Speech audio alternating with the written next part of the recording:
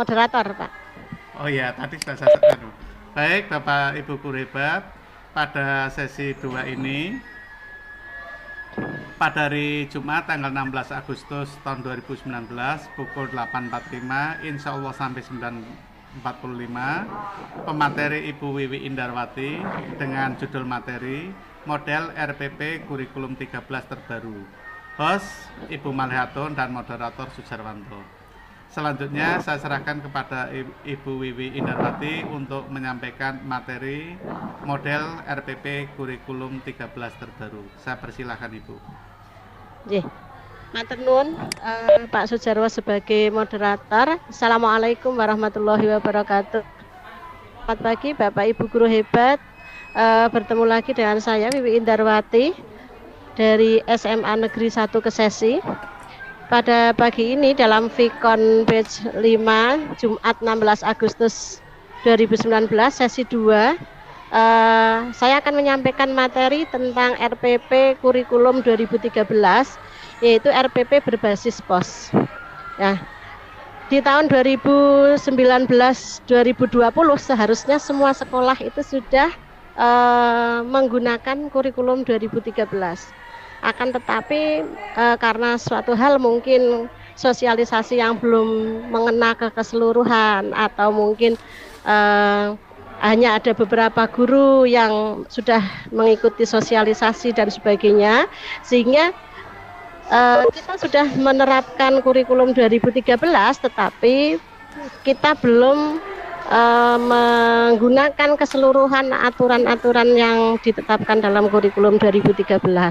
Seperti contohnya kita di setiap sekolah mungkin belum melakukan kegiatan literasi atau Bapak Ibu guru belum menerapkan bagaimana membuat RPP yang sesuai dengan kurikulum 2013. Nah, pada kesempatan ini saya akan menyampaikan bagaimana sih sebetulnya RPP sesuai dengan kurikulum 2013. Ya.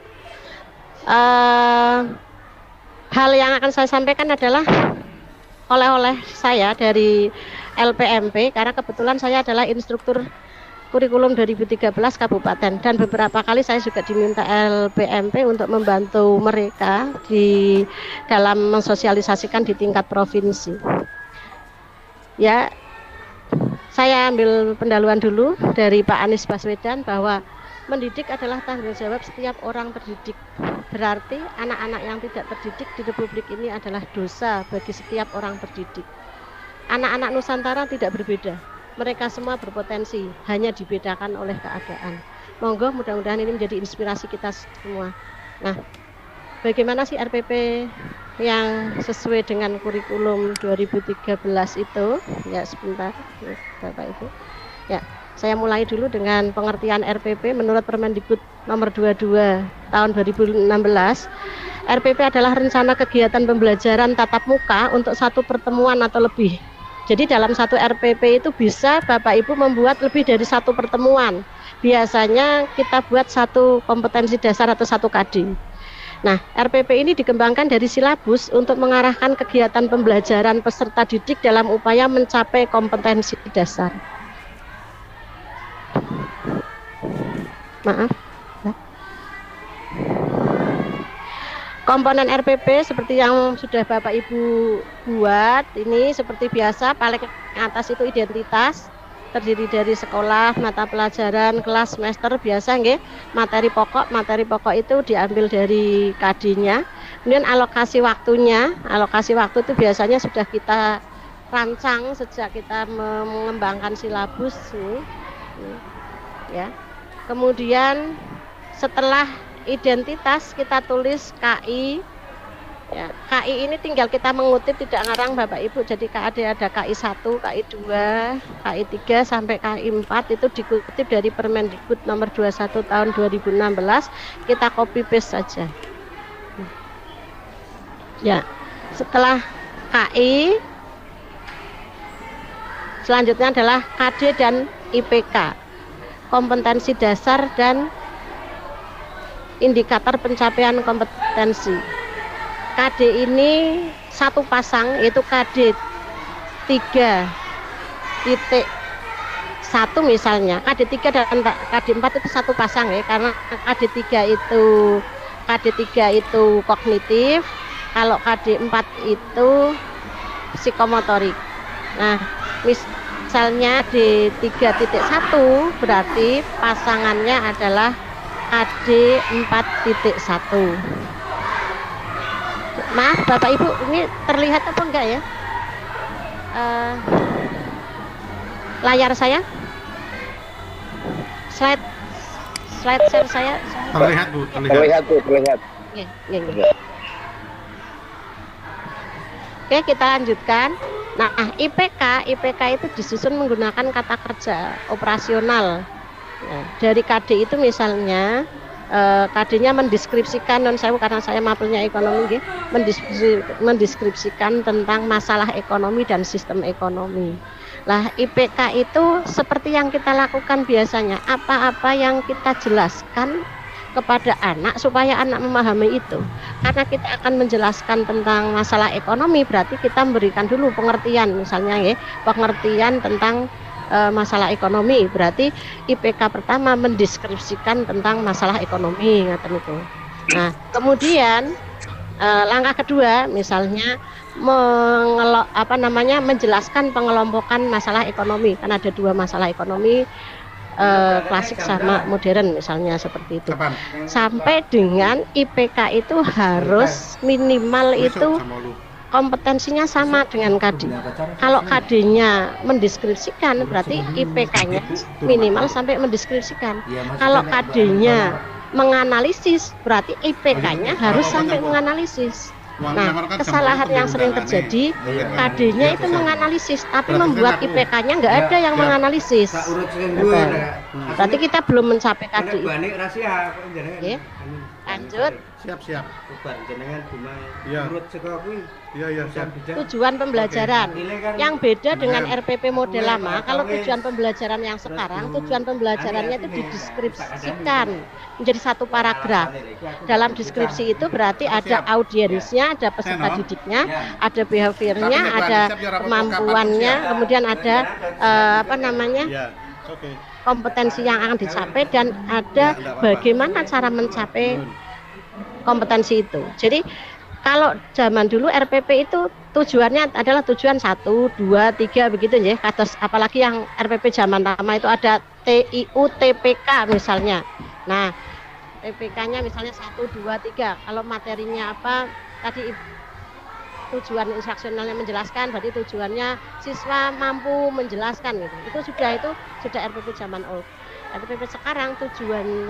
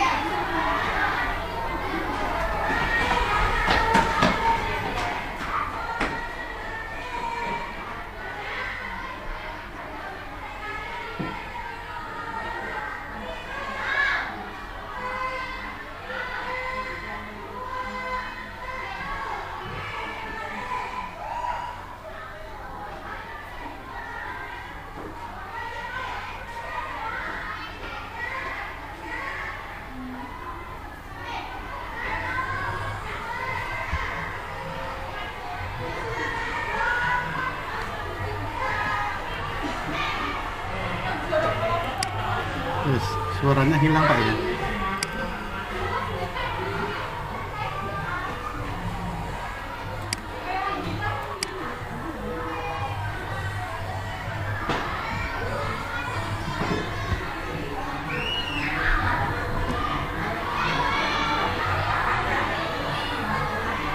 Rumah pintar, pakai Jepang pintar dan sebagainya itu boleh.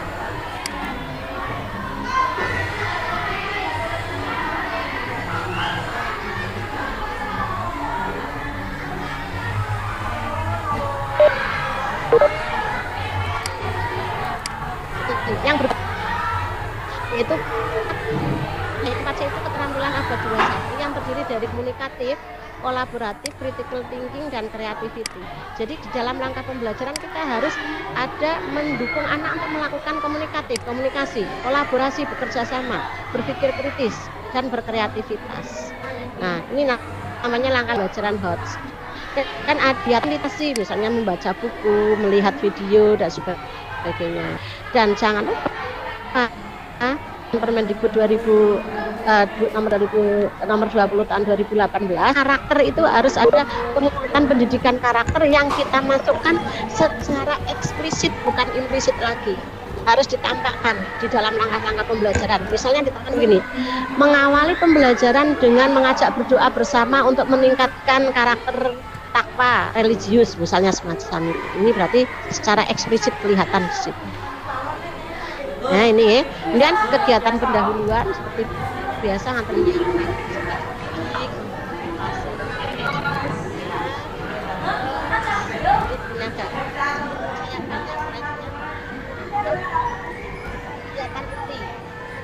itu yang berbeda dengan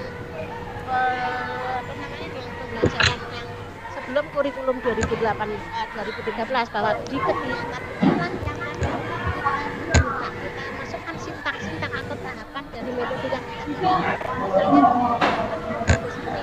tahap pertama itu pemberian stimulus. Nah di situ apa? Pemberian stimulus apa? Kita tampilkan video, kita tampilkan gambar atau bagaimana? Itu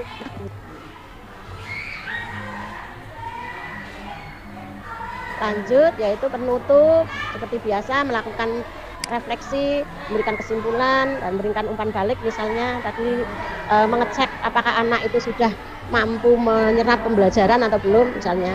Nah ini kemudian setelah di langkah-langkah pembelajaran itu ada penilaian hasil belajar. Penilaian hasil belajar kan seperti biasa misalnya apa namanya instrumen penilaiannya, ada kisi-kisinya, ada soalnya, ada kuncinya, ada skornya, itu jangan lupa. Ini bentuk instrumen yang untuk menilai psikomotorik, misalnya ada lembar observasinya begitu. Ya. Kemudian nah lampiran yang pertama adalah lampirannya uraian materi, karena tadi yang kita masukkan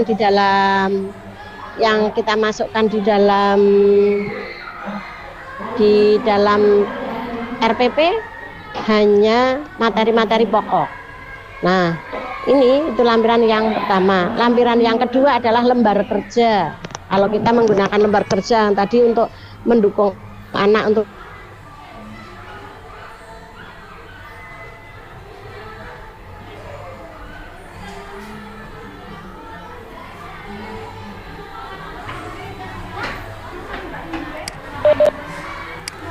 bisa bekerja. Ini dulu Bapak, ini saya share lagi yang langsung ke contoh. Sebentar.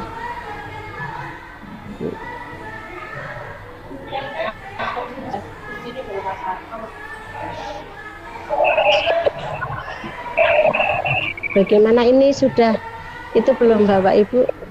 Sudah masih terlihat kok betul deh. Saya kok tidak terlihat Bu. Tidak terlihat nggih. Sebentar Pak, ini lagi muter-muter.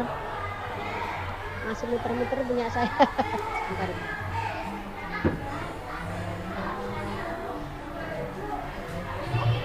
Mungkin dibaca aja Bu dari laptopnya atau dari slide ini yang sudah lain.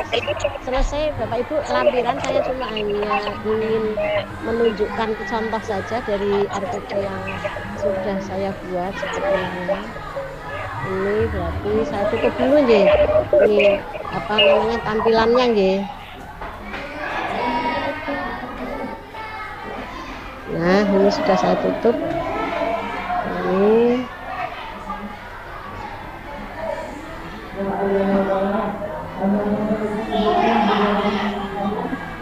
saya share yang ini, bab 1.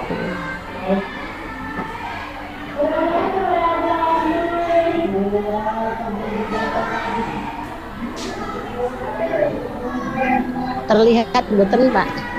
Saya share yang but, bisa nggak sih share yang but, kan bisa ya? Iya bisa, tapi nggak tampak ini Bu. Oh, boten tampak. Nggih Bu. Oh, ini padahal saya sudah share konten, share. Nah. Ini hampir Kalau tampak. tidak, Hampir tampak. sampun Pak. Sharing. Ini tampak Bu, sampun Bu. Kelihatan ini. Sampun ya. Nah, ini yang akan saya tunjukkan bedanya saja Ibu.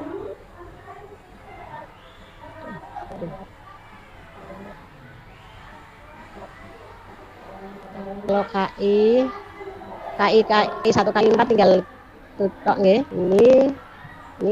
Ini karena KD-nya mendeskripsikan, minimal sampai mendeskripsikan. Kalau lebih sampai mendeskripsikan. Kalau KD-nya menganalisis ya kita harus. Nah ini yang beda itu dibuat 4, bukan 1, 2, 3 lagi. Belajar pengayaan webinar ideal seperti ini. Nah, terus ini hanya ini aja langkah pembelajaran. Yang pendahuluan tadi ada karakternya. Untuk religius, guru meminta siswa memberikan kebersihan kelas karena kebersihan itu sebagian dari itu kan berdoa bersama, menggunakan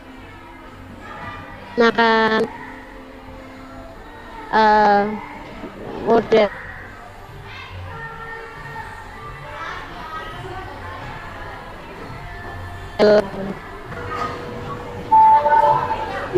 sintaknya pun sintak discovery. Sintak discovery itu pertama stimulus terus melalui pertanyaan ilustrasi. Nah, apa bedanya berarti harus ada itu di apa namanya beda di ya sampun niku yang bisa saya sampaikan.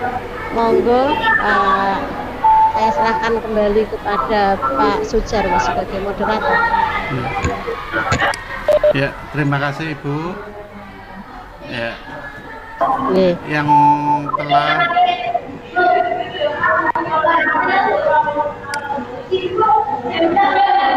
suaranya berisik banget ini.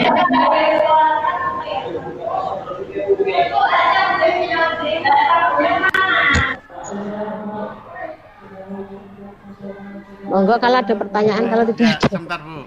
Pak Bisa tanya. Ini Pak Muhammad mau bertanya Bu. Silakan Pak Muhammad. Pak Muhammad. Iya Bu. Ini begini Bu ya, untuk K13 banyak dari guru yang mencantumkan K13 dalam RPP dan juga dengan model pembelajarannya tadi dikatakan discovery learning Bu ya.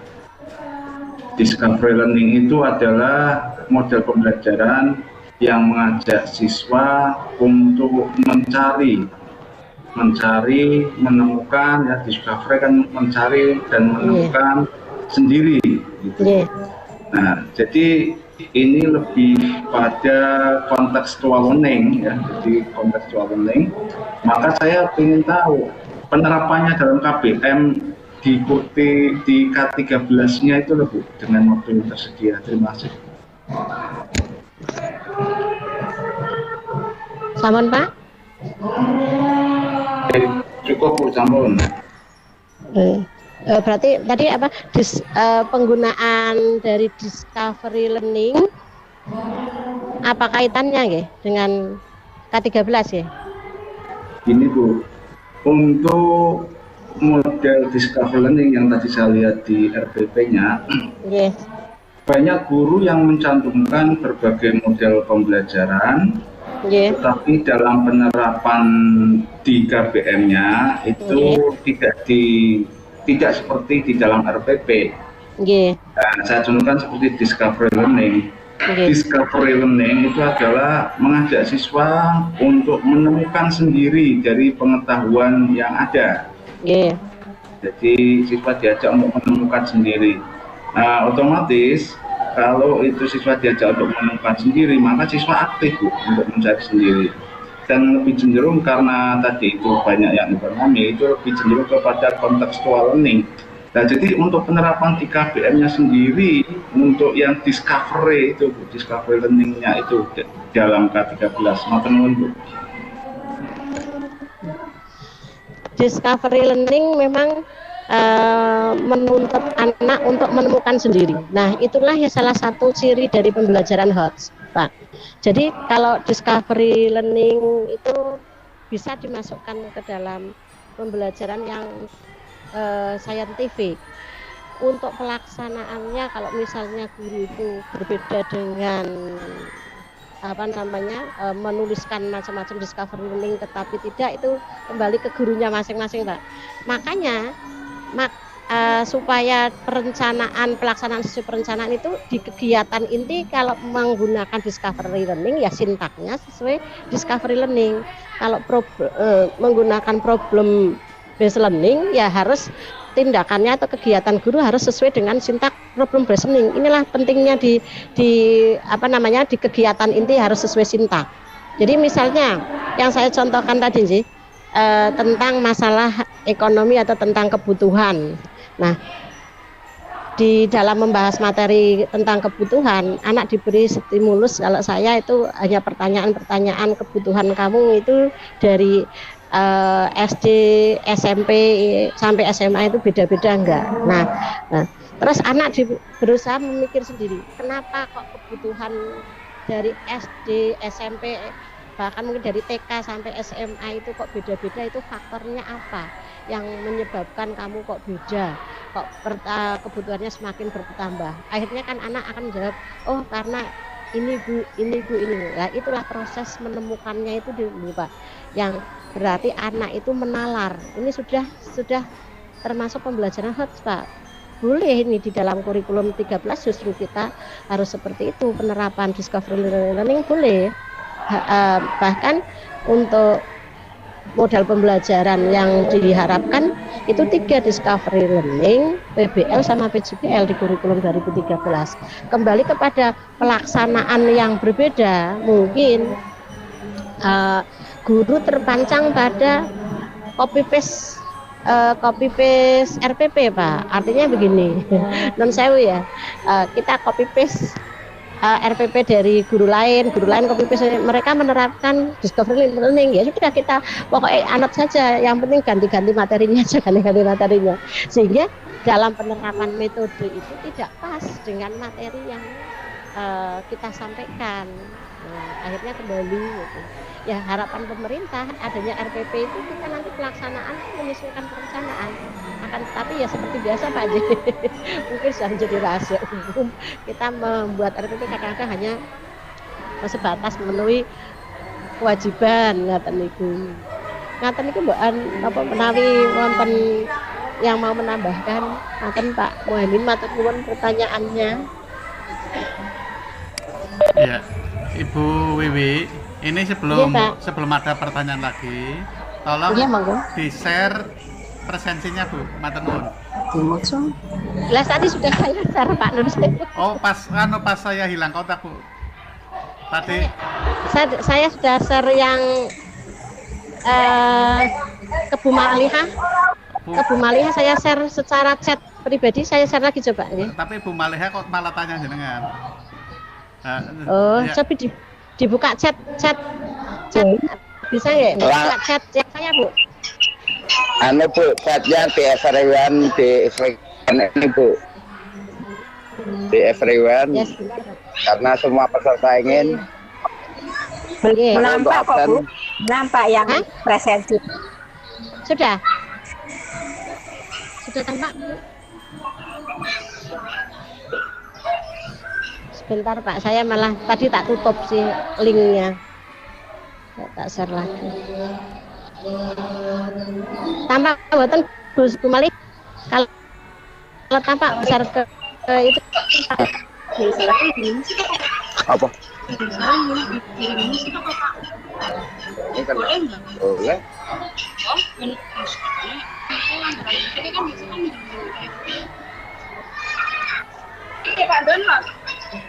Belum kelihatan Bu di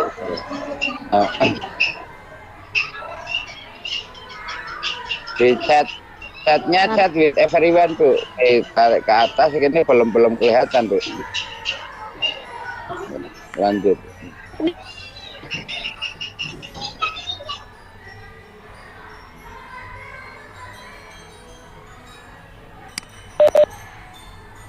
chat tapi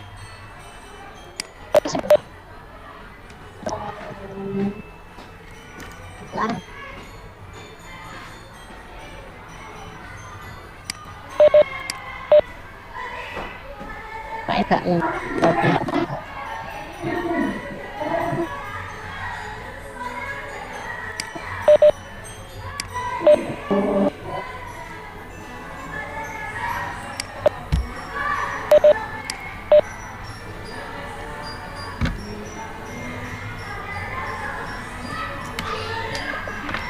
Ada pertanyaan lagi enggak Pak?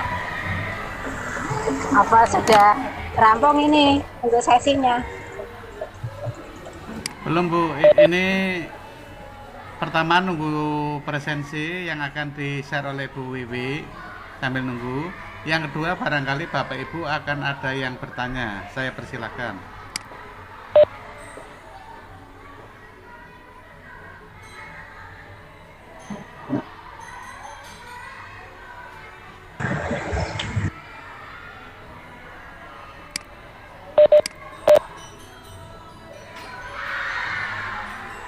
tutup.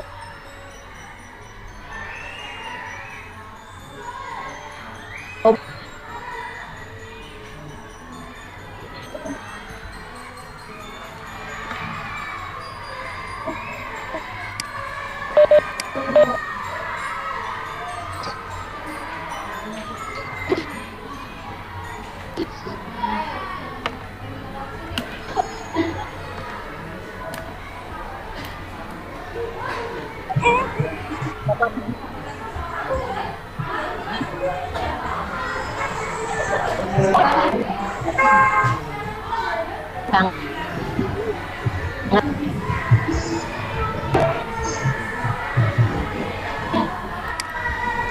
Baik, Ibu Wiwi, ini tidak ada pertanyaan.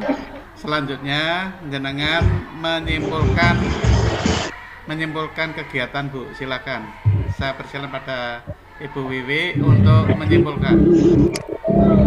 Ya Pak, tidak ada.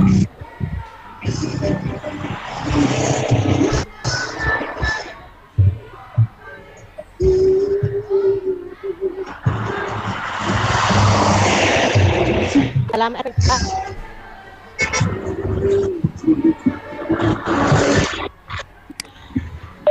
Minta tolong Bu Malihatun, mic-nya timut Bu, matur nuwun. Belajar.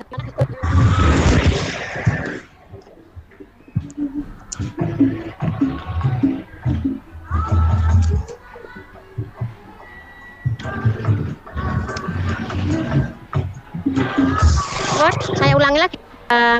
Ya, belajar.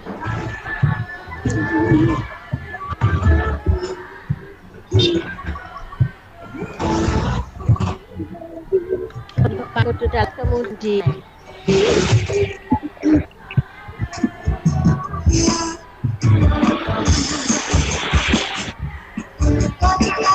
ya, saya pikir pelaksanaan karena sudah sesuai Monggo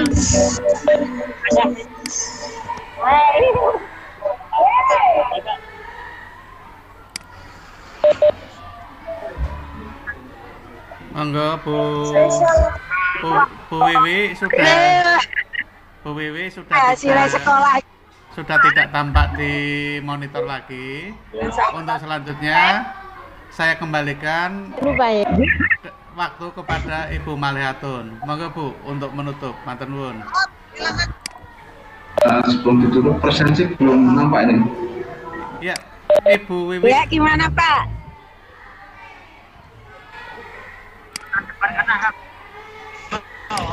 Saya